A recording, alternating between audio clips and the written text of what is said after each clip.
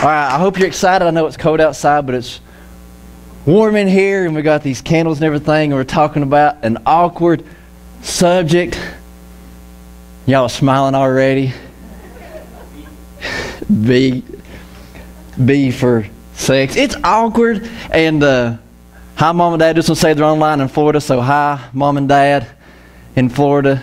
It's awkward, and I remember it's just awkward because I remember having the sex talk, and it was awkward. I don't even remember nothing about it. I completely erased it from my memory. All I know is it took place.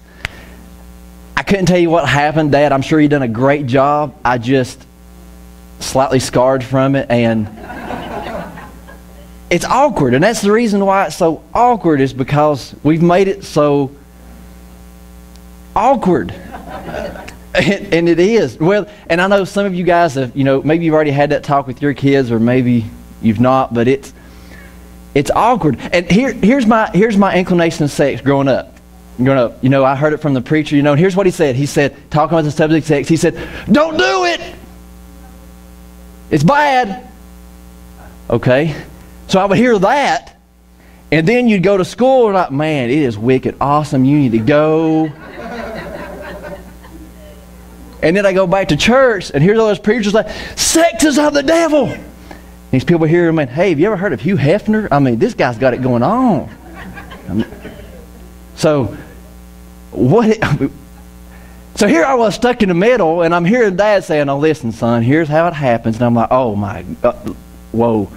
So we all have an idea of sex, and this is Valentine's Day weekend, and I guarantee there's a whole lot of it going on, and whether it was or not,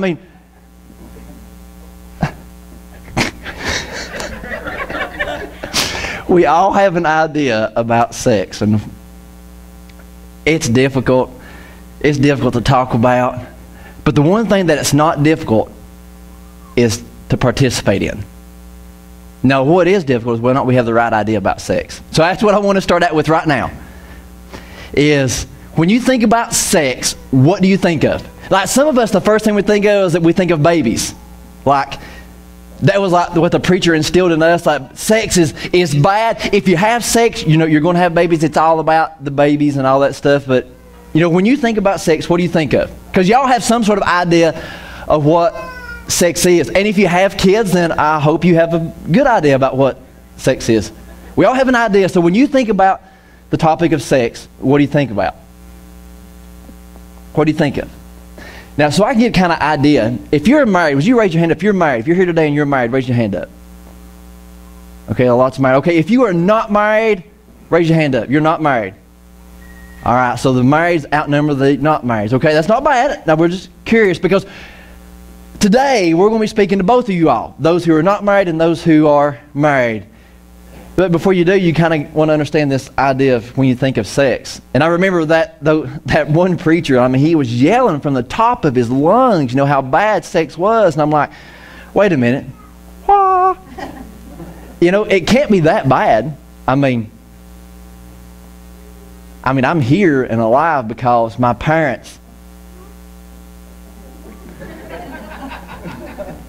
I'm here and you're here today because our parents engaged in, I can't even say it, because when you think about your parents,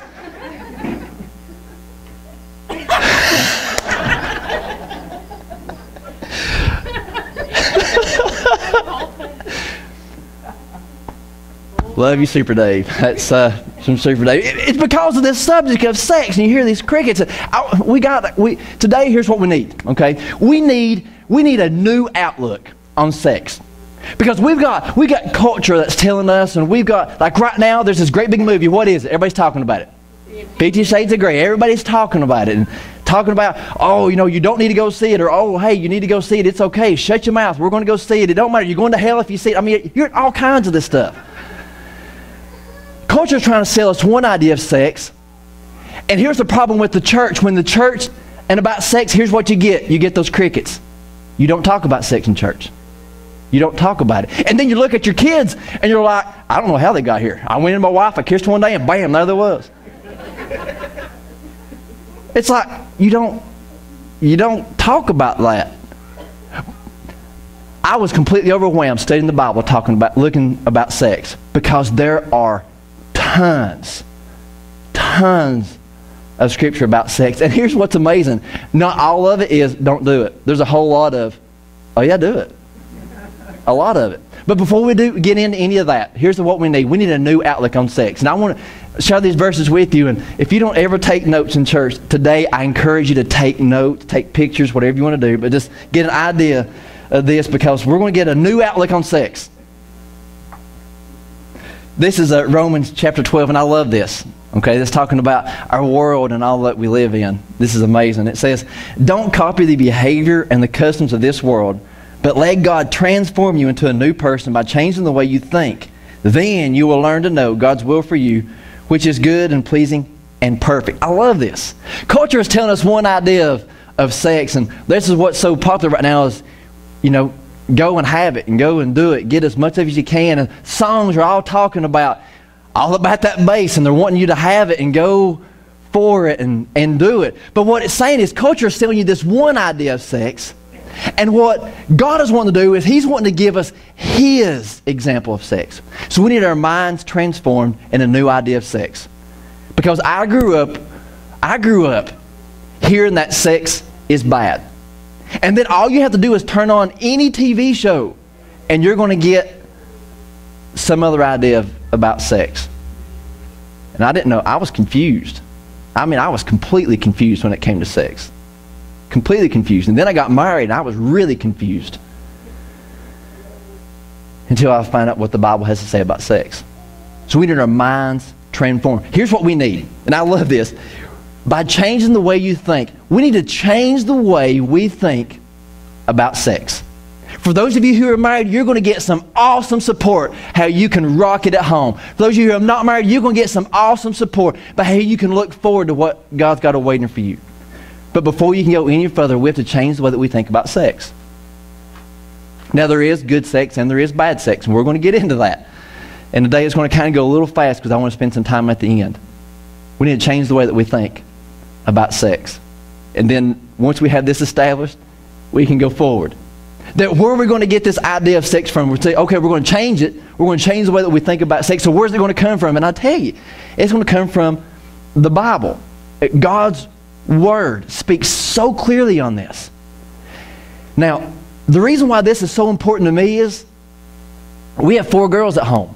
And I'm going to have to explain to them somehow about sex, because even now they're already talking about, you know, finding that man of their dreams and having babies. And I'm like, wait a minute, you guys can't do this, you know. And our oldest one is 10. But I'm telling you, sex education starts the moment you bring a baby home from the hospital.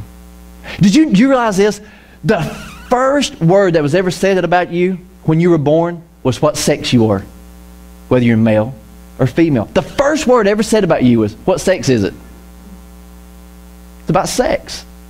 So we're going to change the way that we think about sex. And for me, I heard all this all my life that sex is bad, it's bad, it's bad, it's bad. But I learned something by studying this. And that is that sex is good. This is what God has to say about sex. This is Genesis chapter 2, verse 24. I love this. It says, this is talking about marriage now, and it says, this explains why a man leaves his father and mother and is joined to his wife, and the two are united into one. I love this. So that you got a man and woman, and they leave here, they leave their mom and dads, and I love this. The King James Version says cleave. They cleave together. I love this. They come together. I love this. They are joined together, and I love this. The two are united into one. You know how they're united? Sex. It's not when you say I do. That's like the whole standpoint of it, yes. But when you come together, when you are united, it's when you guys engage in sex. And it is good. You know why it's good? Check out this next verse. It's good. Here's why it's good. This is verse 25. It says, now the man and his wife were both naked, but they felt no shame. They were both naked and they felt no shame. You know why? Because it was good. So you had Adam and Eve here, and they were both naked, and there wasn't like, ooh, gross. It was like, hey, why don't you come over here? It was good. You need to understand this about sex, and that is that God is pro-sex. He is. God is pro, and I've never heard that before. I've always heard sex is bad and ooh, it's yuck and ooh, it's bad. But when you look at the Bible and they were naked and they felt no shame, it wasn't because they were posing for Playboy. It's that they were united together in marriage under God's circumstances. They were no shame. They were created and married together, and now they were engaged and they were united, and they were doing it, and it was good. This is a good example of sex. And I'm just going to be honest with you, I have never been taught this my entire life. So what I'm sharing with you today, I have never heard. So here from the stage, here's the first thing I want you to get out of this today. That I want your brains to get this, okay? First thing, sex is good. It's good. It was created by God for a husband and wife to enjoy one another and unite together. They're coming together as one flesh. It was that uniting. It's good. Now, the world has also got a good idea about it. Hey, go out and get it and wire it out. That's bad sex. We're talking about good sex from the Bible. It's between a husband and a wife. This is God's idea of sex. And He is pro-sex, and this is what He created it for. It is a beautiful thing. It's not meant to be casual. It's not meant to be just a sport, if that's what you want to call it. I know some of you are laughing, trying to hold it back.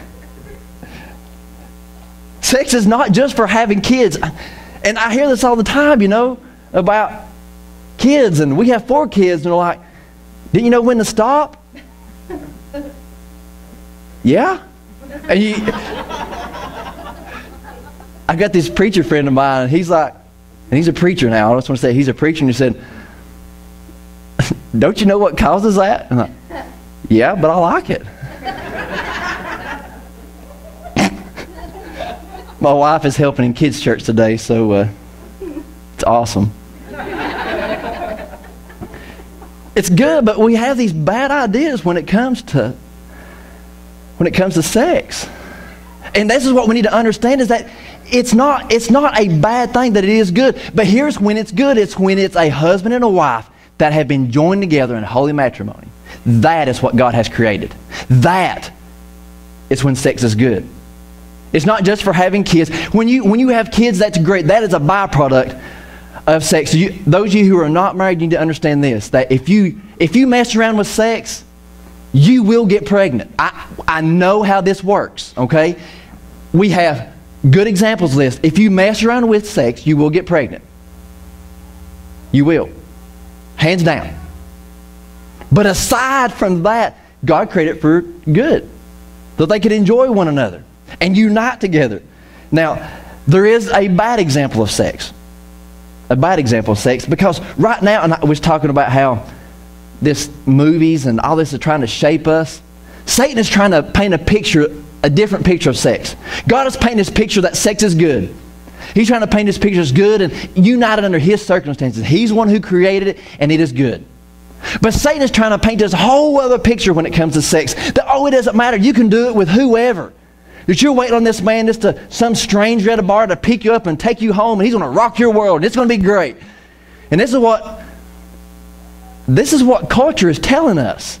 But we need to understand this is what Satan does. And Satan is a liar. Look at this. This is in John 10:10. It says, the thief's purpose is to steal, kill, and destroy. My purpose is to give them a rich and satisfying life. God has got this one idea for you, and especially when it comes to sex. But Satan has got this whole other destructive viewpoint. Oh yeah, you can go do this. Oh yeah, it's good over here. He is a liar. He is a liar. And he's looking for somebody gullible enough to believe him. That's why I like this next verse. Look, this is 1 Peter 5:8, talking about the devil. It says, stay alert, watch out, for your great enemy, the devil, he prowls around like a roaring lion looking for someone to devour. He's looking for somebody, and he will destroy you. And so what Satan tries to do is paint a picture. What Satan is telling the church, Satan is telling the church that sex is bad. But I believe that it is time for the church to take sex back and put under the umbrella of God what He has established, so that we can once again understand that sex is good. It doesn't have to be bad. Sex is good. But Satan's painting this whole other picture. Whole other picture. A lot of controversy right now going about 50 Shades of Grey because it is painting this whole other picture. And yes, it is a movie. And yes, you can just go watch it and that be the end of it. But for so many people, culture speaks life into them. And we take it as truth. You know how I know this? You go ask an 8-year-old who their hero is. Go ask a little kid who their hero is. They might tell you their dad, but I guarantee you they're going to say something like Iron Man. Or they're going to say Superman, or it's Captain America. You know why? Because that's the movies that they've seen. They come in, they rescue the days. And for us that are older, we're looking for an escape from reality. We're looking for an escape, and we turn to television and movies, and it can paint a picture that we're looking for, and it could be stained. It could be the wrong impression, the wrong idea. And Satan is looking for somebody that he can devour. He can take your hopes and dreams and squish them like a bug. So what kind of sex is bad? That's why this verse speaks so loud and clear. This is 1 Corinthians 6:18. So Satan, or 6:13. Satan is out here painting this picture, and this is what it says. That you say food was made for the stomach and the stomach was for food. This is true, though someday God will do away with both of them. But you can't say that our bodies were made for sexual immorality. They were made for the Lord, and the Lord cares about our bodies. Now, all this verse is a whole lot of other words in there, but here's what he's saying. Your bodies were not made that way. Your bodies were not created that way. You were not made for that purpose. You were not made to have what it calls your sexual immorality. And sexual immorality is any sex outside of marriage between a husband and a wife. That's sexual immorality. You wasn't made for that. Yes, you can go and you can engage it. Hugh Hefner has gotten rich over people doing this. Rich. It is unbelievable how much our culture has just got sucked into this. He said, you wasn't created for that. This is a bad example, or this is a good example of bad sex. Bad. And you wasn't made for that way. He said he cares too much for you. That's why I like that last part. Your bodies is made for the Lord, and he cares about your bodies. He cares about your body. And I want to live till I'm at least 100. And I want to have a good body. I want to take care of it. I want God's blessings upon my body. I'm sure all of us, we do. That's what we want. We want to live as long as we possibly can. I'm hoping that I'm 77 years old and maybe on Viagra or whatever, but I still hope that, it's there to take care of it. And what he's saying here is that you were not created that way. Yes, you can engage in it. Yes, you can do it, but you were not created that way. Look at this next verse, and this is what he says about it. Here is how specific it is. He says in verse 18, run from sexual sin. No other sin clearly affects the body as this one does.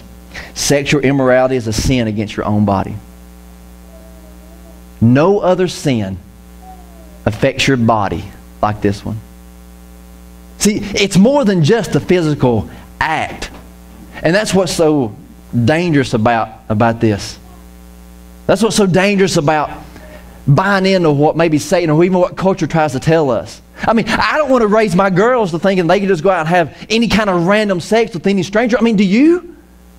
And when we think about, these images, whether it be on TV or whether it be on television or whether it be in movies or Playboy, whatever. And this is what really disturbs me. That is somebody's daughter up there on that screen. God forbid that be one of mine. But yeah, we buy into it. And we say it's okay. No other sin affects your body like this one does. It's a sin against your own body. And it will affect you. And that's what I want you to understand about this, is that bad sex outside the marriage, it is damaging. It is damaging. It will damage your body. And I had some people say that, oh, it ain't going to work. I plan on marrying this man. I plan on marrying him. I understand where you're coming from. But any sex outside the marriage is damaging. Any. So here comes the bad part. Here comes the part about, don't do it. I want you to understand this, is that this is the biblical standpoint of this. It's not about so that you can be withheld, or it's not about so that you won't be enjoying life, because I'm telling you, I'm enjoying life, if you know what I mean. It's that we understand the damaging effects of it. And that's why I like that in 1 Corinthians 6:18. It says, no other sin affects the body like this one does. No other sin. It's damaging in effects. Damaging effects. And I know that right now we're talking about good, you know, sex is good. Now we're talking about, oh, sex is bad. So what is, this is going to sound really weird. So we saw that sex was good, and now we're saying, okay, this sex outside the marriage, this is damaging. So what about great sex? Great sex. Now, this is not going to be an instruction manual, so you're not going to be any pictures or anything like that, but I want you to understand this. See, I think the people that should be having the best sex are those who are worshiping the Creator. Did you get that? I think the people that should be having the best sex are those who are married and come to church. Does that make sense? I think the people who should be having the best sex, not the playboy man, I'm talking about church people. But Satan has got us so quiet that we can't talk about it. That it's bad, and it's not bad. It's not bad. We should be rocking it. And it's good. We can laugh. You know why we can laugh about this? Check out this. I'm going to give you the man's viewpoint of sex. This is straight from the Bible. So men, women, get ready. Here it goes. This is awesome. Song of Solomon, chapter 7, verse 1 through 3. I encourage you to write this down. I love this. You're going to see how men think. Here's men's viewpoint of sex. In 3 verses. How beautiful are your sandaled feet, O queenly maiden. He starts out great, man, your feet rock. But he quickly goes from the feet up. Look, your rounded thighs are like jewels, the work of a skilled craftsman. Now he's writing a love letter.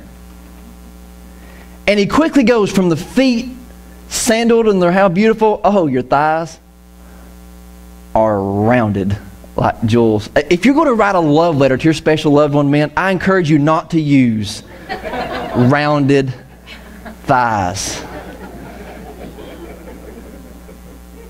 This is in the Bible, yo.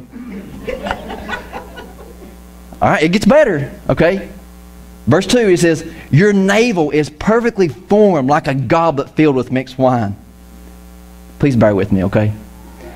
Between your thighs lies a mound of wheat bordered with lilies. We didn't laugh so much there because it's getting a little intimate, isn't it? I don't know what he was thinking.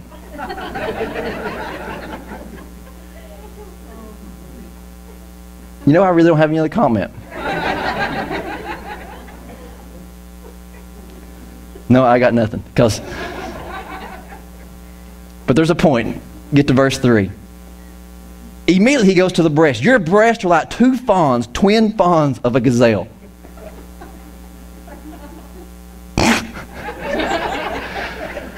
So I looked at a picture of a gazelle. And I'm trying to think, Solomon was supposedly the wisest man that ever lived on earth. And he compares her midsection to a mound of wheat and lilies. And then now he's going to the breast area and he's talking about twin fawns of a gazelle. Have you seen a picture of a gazelle? They've got these funny looking horns.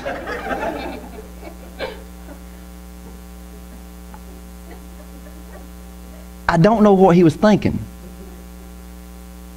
I think he was trying to say something in reference to a rack, you know, like a horns. So I told my wife, I was reading this the other day, and I said, so babe, I was on my way home from work, and I said, so I've been reading the Song of Solomon. And she said, oh really? I was like, yeah, I'm a little excited. How's your gazelles? She said, what? Now, I know that this is kind of funny, this is kind of humorous, but it comes to a point. And I want you to understand this. Look at verse 6. He kind of gets everything under control. Here's what he says. He says, how beautiful you are, how pleasing my love. how full of delights. Now, is that not sweet? Now, that's romance.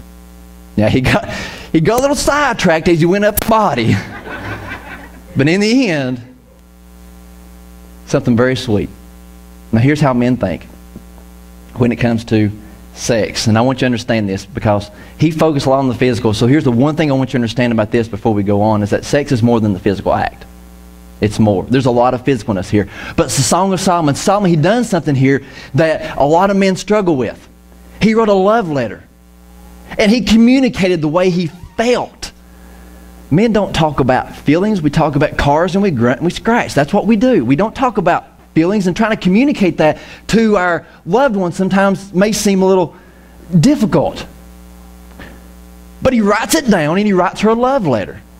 Now, I know some of you men, you may have gotten a card and it was probably great, came from Hallmark or Walmart, wherever, and you probably signed your name to it. But how poetic was your words whenever that came out? Because sex is more than a physical act. He communicates that. Solomon understands how important it is to communicate his love. Now, granted, he got a little skewed. And guys, if you're going to write your special loved one a letter, I encourage you to use a different vocabulary other than wheat fields and gazelles. Express your feelings towards her. Now, the other thing that was very powerful about what he did, that's what I really like about this, he was romantic. That's why I love verse 6. He was romantic about it. And ladies like to be romanced, and Solomon knew this. So he was romantic about it. Now, obviously, he had a very strong sexual drive. And sometimes women, they can be offended by a man's sex drive. But understand, men are visually sex driven. They are driven a lot by sight, by what they see. But men, I want you to understand this before we continue, is that Solomon took it even further. He knew it was more than just a physical act. He took it even further. He communicated his love. He wrote down love letters. He communicated how he felt. Now, there's 3 verses that we use here to describe a man's point of view. There is a whole lot when it comes to a woman. A female's approach to sex. I mean, a lot of scripture, and we're going to kind of go through this a little bit fast. So the lady, his lady friend, she wrote a love letter too. I think this is great. This is Solomon chapter 5 and verse 10. I love this. Now I want you to just listen to the language that she used here. My lover is dark and dazzling, better than 10,000 others. See, she didn't go directly to one of his physical aspects. She's talking about he's dark and dazzling. I want to be dazzling. It's verse 11. His head is finest gold. His wavy hair is black as a raven. His eyes sparkle like doves beside springs of water. They are set like jewels washed in milk. This is not a Hallmark card. This is the Bible, and it's good stuff. Verse 13. His cheeks are like gardens of spices giving off fragrance. His lips are like lilies perfumed with myrrh. His arms are like rounded bars of gold set with beryl. And his body is like bright ivory glowing with lapis lazuli. I like verse 15. His legs are like marble pillars set in sockets of finest gold. His posture is stately like the noble cedars of Lebanon. His mouth is sweetness itself. He is desirable in every way. Oh, such a woman of Jerusalem is my lover, my friend. Man, how poetic she was in describing how much she feels and how she feels towards her special man. Now, you need to understand this. Ladies, men, we need to understand this about ladies too, is that they are physically driven too. I mean, they don't want no slouch. I mean, they want you to look nice, and he's talking about his stature. But she's talking a whole lot more about him, his personality, than just his physical attributes. I mean, most men are striving to be, macho man and buffs, and, I'm going to rip open the jar of the pickles for you, and, I'm going to be that macho man for you. But she's talking about even further than that, and talking about how much she cares for this man. And she communicated this down in this love letter, and she's describing on what she sees.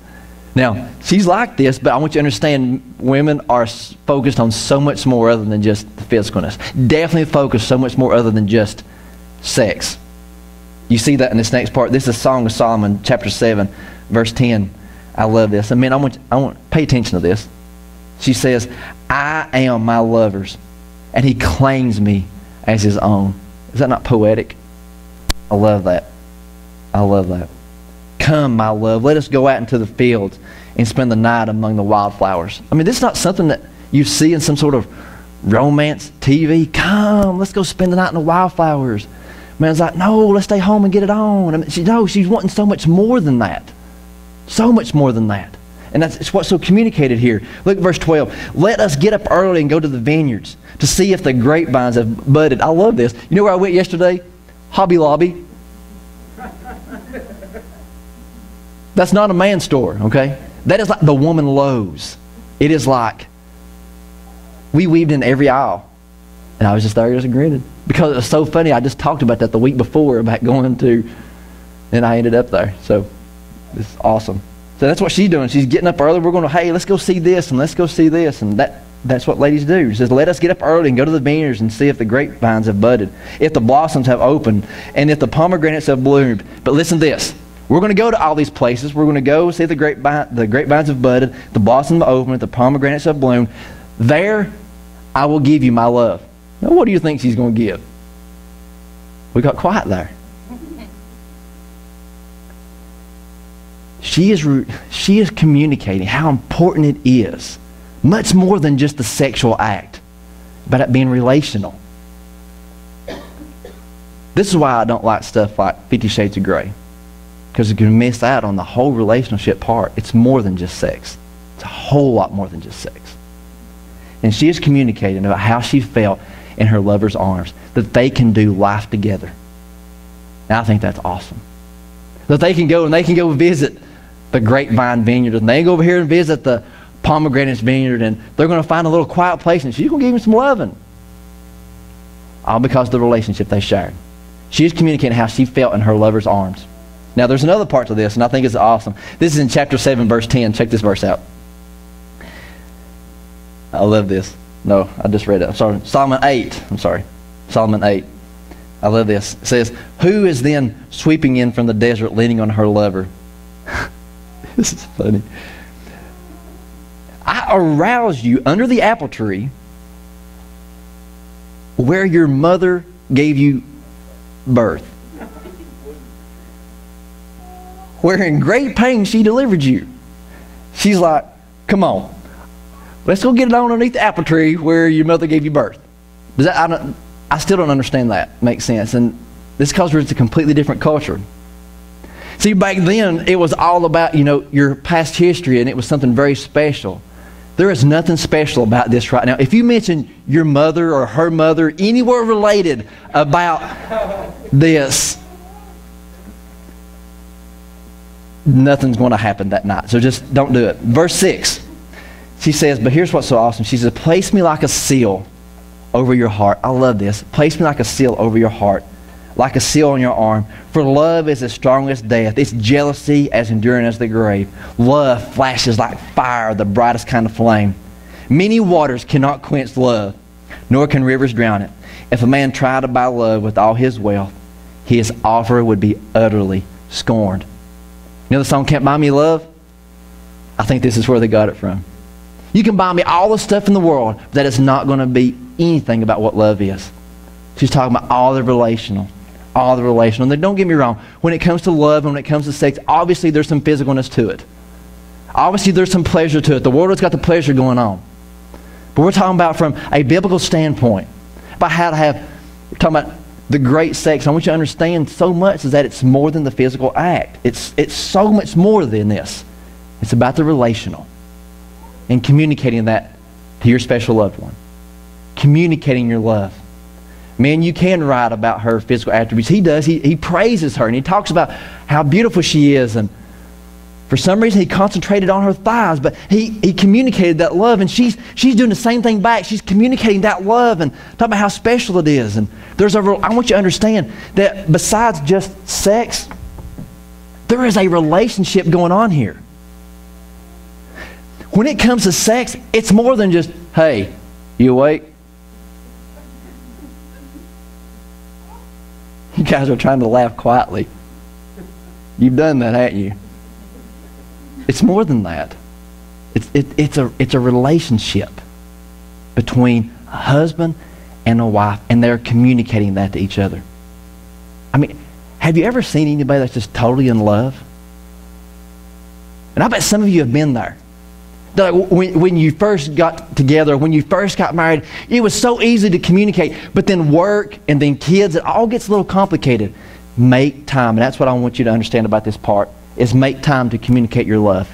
Make time to do it. Make time to communicate your love, not make time to do. Yeah, I'm saying make time to communicate your love. Make an effort to. Men, I'm talking to you specifically. Make time to communicate your love.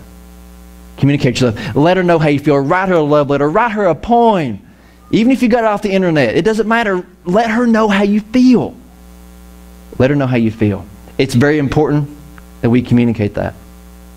So, from this today, what is your part? What is our part from this day? Because we talked about sex, we talked about it's good, and we talked about it's bad, and we talked about now it's relational. We need to communicate that with our loved ones. So what is our part? What do we need to get from this today? And this is going to be good. Because what's funny is that when it comes to sex, men are usually trying to figure out how they can get more of it, and women are trying to figure out how they can get out of it. Now, no, that may seem odd, but it's true. What is our part from this today? And here's what I don't want you to miss on this at all. And I'm speaking specifically to those who are married. You're married today, this is for you. Enjoy the process. Enjoy it. It's not just the physical part of it. Enjoy the process. Write the love letters. Buy the flowers. If your special lady does not like flowers, great. Then pick up a broom and sweep. And she'll be like, hey, you're sweeping. Come over here. You're running the vacuum cleaner. Or you got your hands in that soapy water. And she looked at you and said, oh man, you look so sexy right now. I'm telling you. Do it. Enjoy the process. It's so much more than just a physical. If you go to bed and you just say, hey, are you awake? I hope she slaps you. Enjoy the process. Enjoy it. Make it a big deal. Make it a big deal. See our candles? Candles. Men, if you want an idea of how you can be stuff romantic, go to Hobby Lobby. For $5 you can pick up 20 candles. $5. They got a bunch of hearts, and you can do all this chiffon and lace and all this stuff and rose petals. I'm saying just enjoy the process. Enjoy the process. Enjoy it. And you can have fun with it. Enjoy each other. But understand it goes beyond. It goes beyond just the physical act. About you communicating it and expressing how you feel. And this comes from both parts. Both parts. I'm telling you, enjoy the process. There is no doubt in my mind, as Solomon wrote this, as he wrote what we read, I think he enjoyed it a little. It was obvious by the language in which he used. I mean, he called her breasts gazelles. Obviously, he is enjoying something here. Communicate that. Enjoy the process. Now, for those who are not married, because we're talking about those who are married, and again, I think this, I believe with all my heart, those who should be having the best sex ever are those in the church. I think those should be having the best sex. It was what it's intended for by God, for husband and wife to enjoy each other and for they can be united. But there's another part of this, and that's for those who are not married. So we said today there's two groups of people here. Those who are not married and those who are married. So now I'm going to speak to those who are not married. And this may sound like a broken record to you. For those who are not married, I'm going to tell you to save yourself. Save yourself. Now this is going to be different than what I heard. Because growing up what I heard was that sex is bad. And it's not. Sex is not bad. It's not bad. But it was intended for a certain way. And he just talks about that in the 1 Corinthians that we've read. In chapter 6, it's talking about that we sin against our bodies. And it's because we abuse them. Whenever we have sex that's not inside this marriage, we abuse our bodies. And I want you to understand about the word abuse. It's not just about somebody beating you or raping you. It's using an object in a way other in which it was intended. That's abuse. And whenever we give in to this, we abuse that. So for all you those who are not married, regardless, Save yourself. And you're probably saying, blah, blah, blah, blah. I've heard all this before and blah, blah, blah. Or you may have been said, I've already done it. I've already done it. Might as well keep on doing it. Done it once. I'm just going to do it again from this point forward. Because in Jesus, you can find redemption. In Jesus, you can find healing. You can find forgiveness. And you can find cleansing from this point forward. Save yourself. Now, I can quote you a whole lot of scriptures. And I could tell you a whole lot of stories. And you may be here saying, I heard what you said, that sex outside of marriage is damaging and all that, but blah, blah, blah, we're just going to keep right on doing it. We've already been doing it, and that's what we're going to be doing. I don't want you to take my word for it. I've got this video that I want to show you, and it's of a lady. Her name is Annie Lobert. And this is it's 13 minutes long. It's very powerful. And I just want to warn you, during this video, she uses one cuss word in referring to herself. Here's how she fell into the sexual trap, and she couldn't get out of it. Check out this video.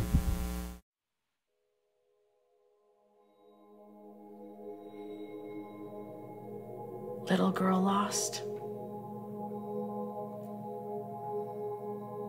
Thought no one loved her.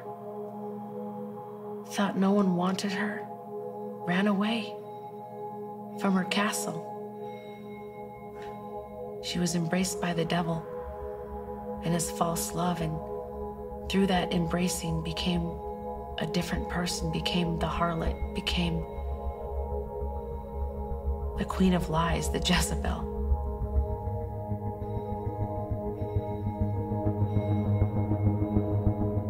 That's my life.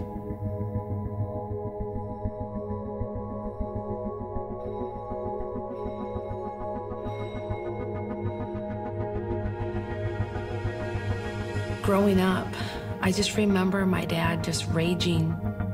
I'd come home and my dad would be really angry, stressed out, and I really took it personal. And I think that I thought to myself that I must be unlovable. High school, noticed that the boys were paying attention to me, and since I wasn't getting any attention from my dad, I gravitated toward any compliment, any pass that was made at me. I met this boy in school that stole my heart. He told me if I slept with him, we'd get married, we'd make a life together, we'd have babies. And I completely took my entire heart and gave it to this boy. And when I found out that he was sleeping with several of my best girlfriends, it was such a shock to me. Left high school, heartbroken, moved out of my parents' home. The day after I graduated, I remember waving at my mom when I was 18 and my dad, and in the back of the car, knowing I'd never come back because I was done. I got out into the beautiful city of Minneapolis, tried to find a way to go to college, but I had to work 3 jobs to have my own place and buy a car. And I found like a new thing inside of me that if I had nice clothes, if I went out to the clubs, I could meet different men that liked me, and maybe I could meet a rich guy that would sweep me off my feet and take care of me like a prince would. And so my girlfriend and I started going out to the nightclubs, and we had a fake ID. And one night we walked in. These men walked up to us at the bar and bought us drinks, Rolex watches, designer clothes. I looked at my girlfriend. These guys have money. My girlfriend starts to like one of the men. I told my girlfriend, get that guy's money. And I think what this really was building inside me was this vendetta, this deep-seated, rooted unforgiveness towards my dad, towards that boy in school. And I just wanted revenge. I was going to prove that I could make it in my life, and money was going to be the answer. My girlfriend takes off with this guy, goes to Hawaii, I'm working my 3 jobs. She calls me up and says, listen, I am on the beach. I'm in a drop-top Corvette, and I'm on my cell phone, and you need to come out here. And even though I didn't have the guts to ask her, you know, what are you doing?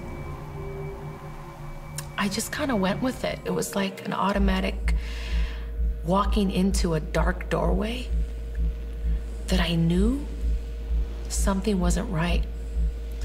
But the lure of the possibility of having nice things and finally having money that I never had growing up, finally being someone important, overrode all those feelings of any caution, and it blew it to the wind. And I went to Hawaii that very week, took a vacation from my jobs. And the first night that I was on Waikiki Beach, I actually sold myself with my girlfriend to some Japanese clients, and I became a prostitute.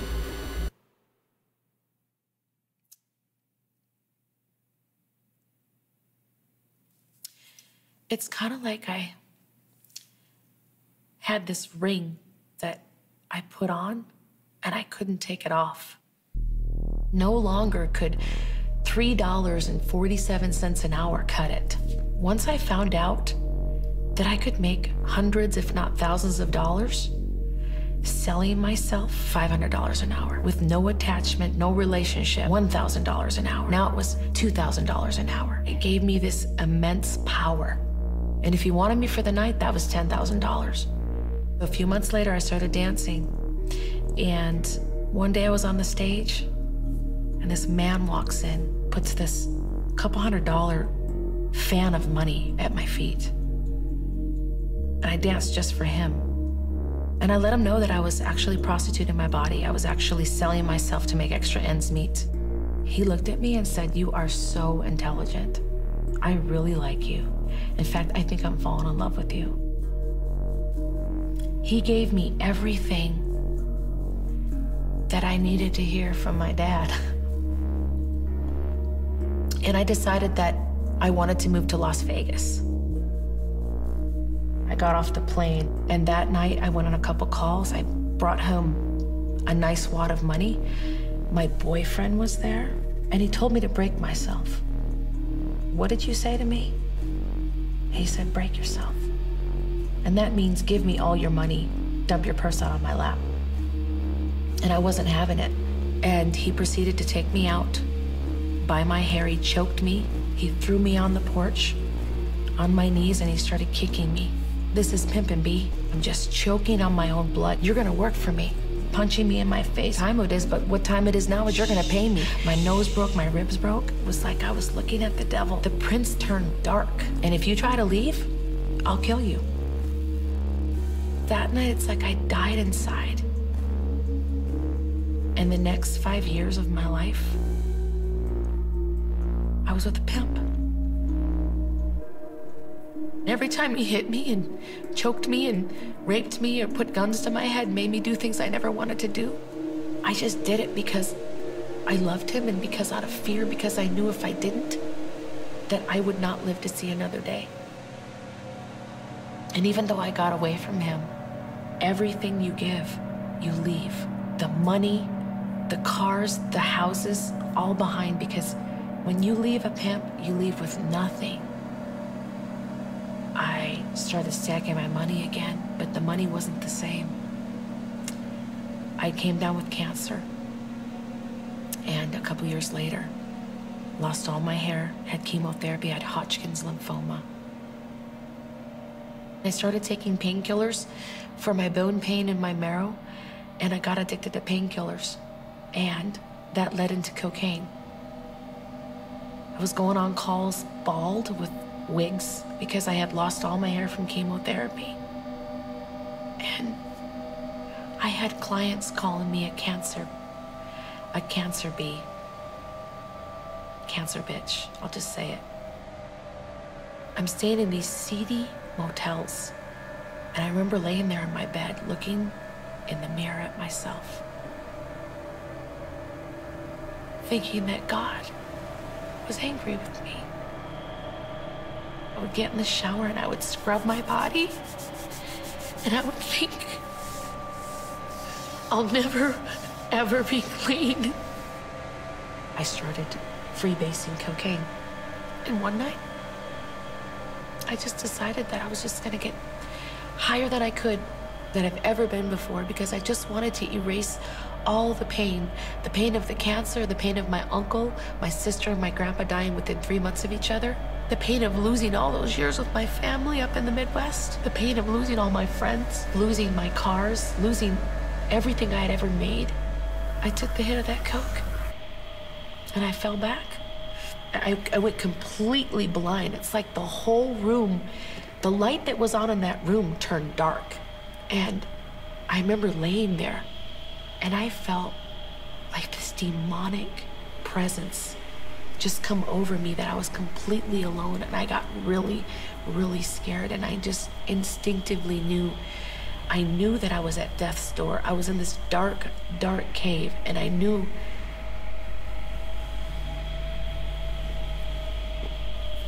it was over. And I saw my family. I saw my funeral. And I was in the coffin. And everybody was crying, and they were wiping their faces, and they were saying, she was just a prostitute.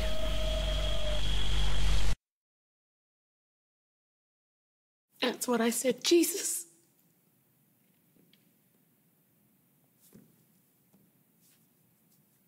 Please save me.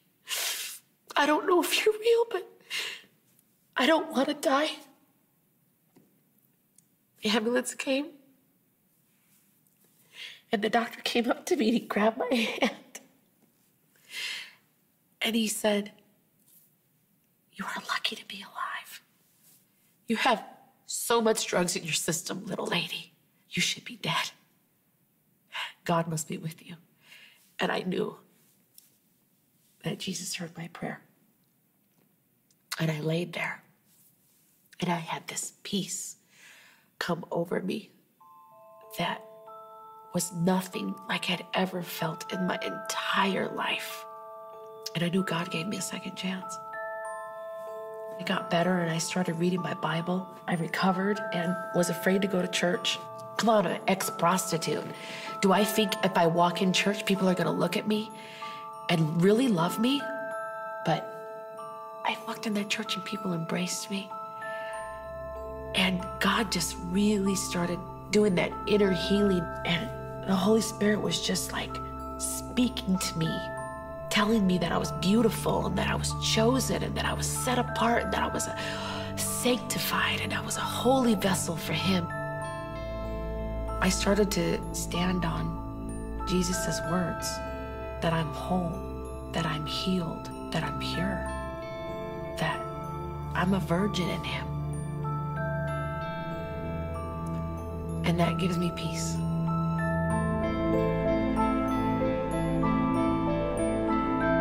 I remember I was vacuuming my house one day, and the Lord said to me, He said, Annie, I want you to go back down to that strip, and I want you to tell the girls that are in slavery that I love them. And so that's what I'm called to do, to simply tell them, God loves you. No matter where you've been, no matter what you've done, no matter how deep, how dirty you feel, that there's redemption. You are white as snow when you accept Him into your heart.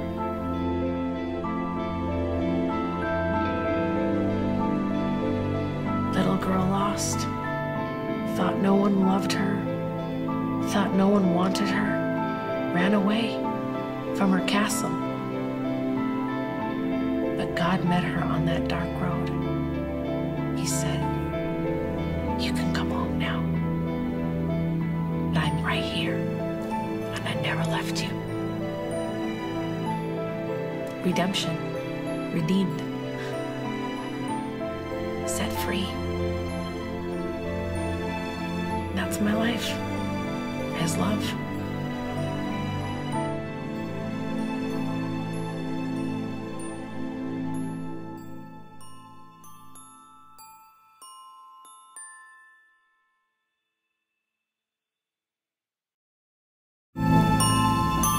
It's one of the most powerful videos I've ever seen in my entire life. Some of you are sitting here saying that, hey, I've already been down this road and that I've already engaged in that. Don't tell me that it's not damaging, because it is. It took her many years. She went down a very dark path. In the end, she found Jesus. Some of you are in that same path in which she is in right now, and you can find that same redemption. You can find that in Jesus. So there's a couple of groups of people I want to speak to right now. And that is for those of you who are struggling. Because when it comes to the idea of sex, sometimes we struggle with that. Some of you are in the same position that Annie's in right now. And that maybe you're not a prostitute, but have been down this road. There is redemption. There is forgiveness. And Jesus can offer that. I love what she said. She said, now I'm white as snow. I'm a virgin in Jesus. Beautiful words. And you can have that same hope. There's other of you here and you're struggling with the idea of sex, not like Annie is, but this addiction to pornography. And there is help for that. A lot of help for that.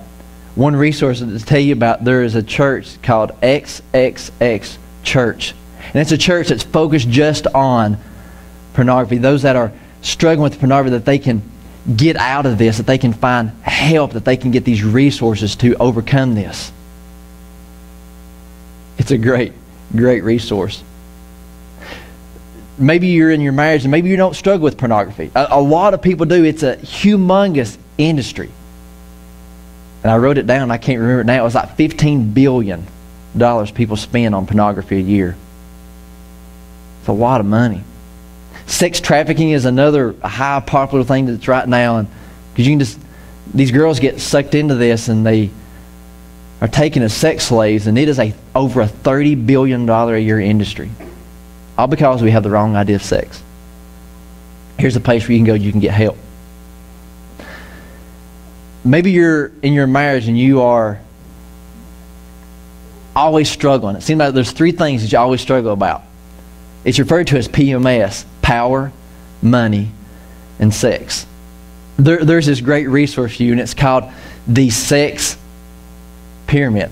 The Sex Pyramid. And it's awesome. It's by a church down in Texas. And they have this book. And a great resource that you and your spouse can go through together. And what it's challenged us to do, it's called 7 days of sex. Not that you're going to do the physical act, 7 days, and before you men get all excited, like, ooh, 7 days of sex. It's not like that. It's about writing a love letter and getting close together. If you are like Annie Lobert, she has a book that's going to be released this week. This week. So I haven't read it, so I can't really recommend it. But about her story, about how she was sucked into this life and became a prostitute, and how she met Jesus and it absolutely changed her life. It's called Hookers for Jesus, and that's a great resource. Now, she also has a Facebook page. And one night I was sitting beside my wife and I saw this video, and I was sitting beside her and I thought, I'm going to look up Annie Lobert on Facebook. And I did. I looked her up. And I was sitting beside my wife and we were just sitting on the couch, and I was on Facebook and I was looking at Annie Lobert's Facebook page, and so I just liked her page. And my wife was sitting beside of me and she said, P.J. Johnson likes Hookers for Jesus? I said, what? She's like, what are you doing? So she grabbed my computer and I said, it's Annie Lobert's thing. And I just liked it, but I didn't realize that the name of her ministry was Hookers for Jesus, because this is she has a calling to go out and try to rescue these ladies in this. So I was telling one of my right-hand men is Super Dave, and I was telling him about this, and I said, man, will you go like his page for me? So I had all these guys that were going to liking this, and it's a ministry. It's a ministry, but this book is called Fallen. It's a resource. And maybe you're not in there as a prostitute, but maybe you fell into sex outside of marriage, and that you're really wanting redemption. You're really wanting to get back with Jesus. This may be a great resource for you. So 3 resources. Those who are in your marriage, maybe like you're struggling with your, I hate to call it sex life, but you're struggling when it comes to power, money, and sex. those that maybe you're like Annie, and those that maybe you suffer from the pornography industry. But there's one main thing that I want you to leave here with today. We've talked about sex. We talk about sex is not good, or sex is not good. We talk about sex is good. We talk about a lot of different things. And I think the most powerful thing that you can do at home, especially with your kids, is talk about it. Just talk about it. It's not bad. Don't pretend it don't happen. I mean, it's a beautiful thing that God created. Talk about it. If it is uncomfortable for you parents, I guarantee you it's even more uncomfortable for your kids. It's uncomfortable. It's awkward. I cannot wait to talk to my mom and dad today. It's uncomfortable. My brother-in-law was aggravating me. He said, don't you think it's kind of funny that you're going to be teaching your parents what the Bible says about sex? Yeah. It is, because it's awkward.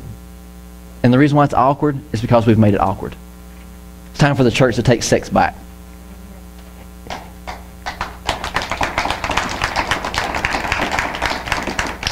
Right now, our culture frowns upon virginity. We should praise that. We should honor that. That's a good thing. Destruction lies elsewhere. But man, for those that can save themselves. Maybe today you're like, man, it's done too late for me. You know, I've done been down this road, but maybe you find yourself in a trap right now. I want you to hear this. There's redemption and there's cleansing. I'm going to ask you to bow your head and close your eyes just for a moment. Father God, as we talk about this very difficult subject, sex, we've learned today that it is a very beautiful thing that you have created for us. For a husband and a wife to enjoy one another and unite and bond together. God, as you speak to us right now, would you reveal yourself unto us? There's some of you here today and you've had this same stain, this kind of tainted idea about sex. And right now, I just want you to talk to God. I'm not going to ask anybody to raise your hands. This is between you and God. You've had that tainted idea, that tainted thing about sex, and right now God's told you that, hey, it's good. And the idea and form He created, it's good. It's good. Would you call on God right now and just talk to Him? That you want to have this biblical idea of sex in your marriage. This is what you want. Just call on Him right now and just ask Him to help you with this. That you would take the time, men, that you would take the time to write a love letter, that you would fall in love with your spouse. Take the time to do that. That you communicate. It's more than just a physical act. That you communicate about this one another. I want to pray for all those marriages today. That they would communicate and they would love, they would show each other how much they mean to one another. I want to pray for all you. Father God, as I pray for these marriages here today, and so many people raise their hand up, I ask God that you'd help them as they continue to fall in love with one another. And realize, God, that sex is more than just a physical act, and that they need to be romantic, write love letters, just like Solomon did here in the Bible. And if we ever need guidance, God, we don't have to turn to television or movies, God. We can turn right to your word and we get all the examples that we need. May you bless these marriages. And may those that go to church be having the best sex. As you continue to pray, there's some of you here today, and you've experimented with this. Maybe in your past or maybe lately, you've experimented with this. And right now, just like what Annie Lowert said, you can find redemption. Redemption. Cleansing white as snow. That you can get over your past and look forward to your future, just like Annie Lowert did in that video that we watched. Whether you're male or female, you're here today and that you've been down that road. I'm not going to ask you to raise your hand. I'm just going to ask you to call it on God. Ask Him for forgiveness. Just call on Him right now and say, Father God, forgive me where I have failed at this. Cleanse me that I may be white as snow. Forgive me of my faults and failures.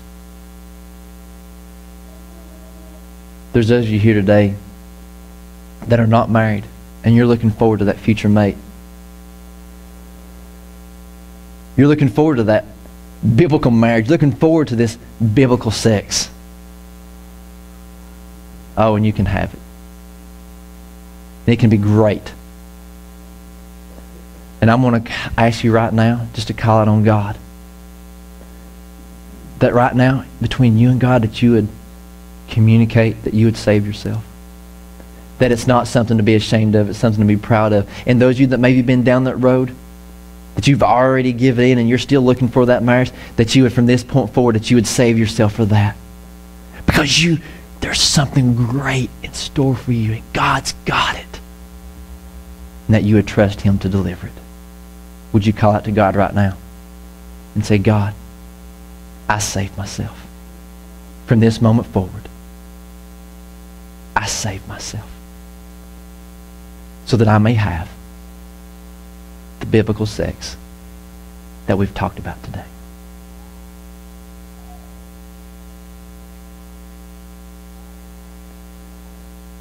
Everybody's heads are bowed and eyes are closed. I know this has been a very touchy subject. Today, if today has spoken to you in some way, and I'm not going to call you out, not to embarrass you, over any of the specific subjects. Today has spoken to you today. I want to pray specifically for you in any way. If today has spoken to you in any way, nobody's looking around, I just want to pray for you. Just slip your hand up and I may pray for you. Today has spoken to you in some way. Hands are going up everywhere. Hands are still going up. Today has spoken to you in some way. I just want to pray for you. God, I pray for those that today has really spoken to. That whether it be those who's looking forward to marriage or those, God, who are experiencing redemption, those, God, that are trying to have the best marriage and the best sex possible at home, that they would fall in love with their wives, that they would fall in love with their husbands. I pray, God, that you would bless them, that they may have this unbelievable biblical idea of sex, and that they may grow stronger and closer to you.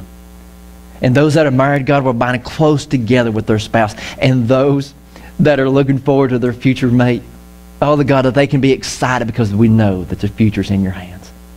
We ask, God, for those that you have touched specifically here today, that they would completely turn their whole lives over to you. Looking to you, God, as the author and finisher of their faith.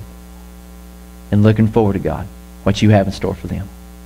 May you continue to do a great work in us so that we may be able to touch the others around us. It's through Jesus we pray. Amen. We just talked about sex. Can we give God some praise?